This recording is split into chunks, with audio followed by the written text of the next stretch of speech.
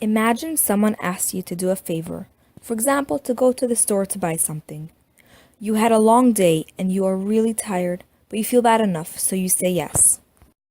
The whole way to the store, you're getting all worked up, getting annoyed that this person just had to ask you, today of all days. You come up with a whole list of excuses why it's not fair. Sounds familiar?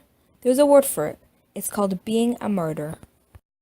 Today, Yud Aleph Cheshvan is Rochel Imenu's yahrzeit. Rochel exemplifies selflessness, but not in a way of being a martyr.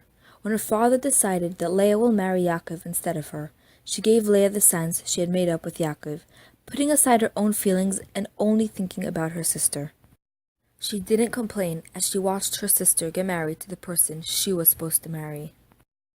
At the age of 36, Rochel, or Mama Rochel as she is known, passed away right after giving birth to Binyamin. She sacrificed her own life in order to give life to her son. She was buried on the side of the road to Ephras, now known as Beis Lechem. Right before Yaakov passed away, he called over his son Yosef and asked him to promise that he will bury Yaakov in Eretz Yisrael and not in Mitzrayim. He reminded Yosef that he had not buried his mother Rachel in Maras Machpelah, but on the side of the road. Rashi explains that Yaakov told Yosef that although he had not even taken Rachel into an inhabited part of Canaan, it was because of Hashem's command. When the Yidden were taken into Galus by Nebuchadnezzar, they stopped by Keva Rachel.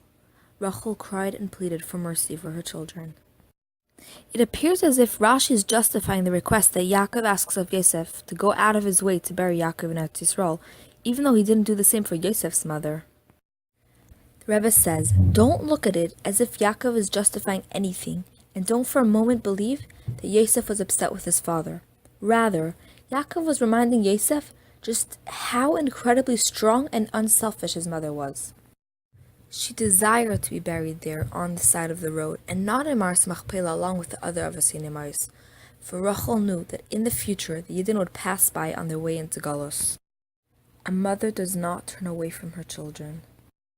And as her children would pass by her kever, she would be in a position to beg for their mercy, to exact a promise from Hashem for Geulah. Despite giving up such a special privilege of being buried with the other Avosei Emais, Rachel did it gladly, without being a martyr. In fact, Rachel was truly happy to be buried on the side of the road, so she could be of assistance to her precious children. Until today, people from all walks of life go to Keva Rachel and pour out their hearts.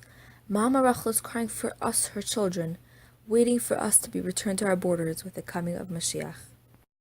Let us try to be like Rachel Imenu and give up something that's precious to us for others, and let's do it happily, without being a martyr.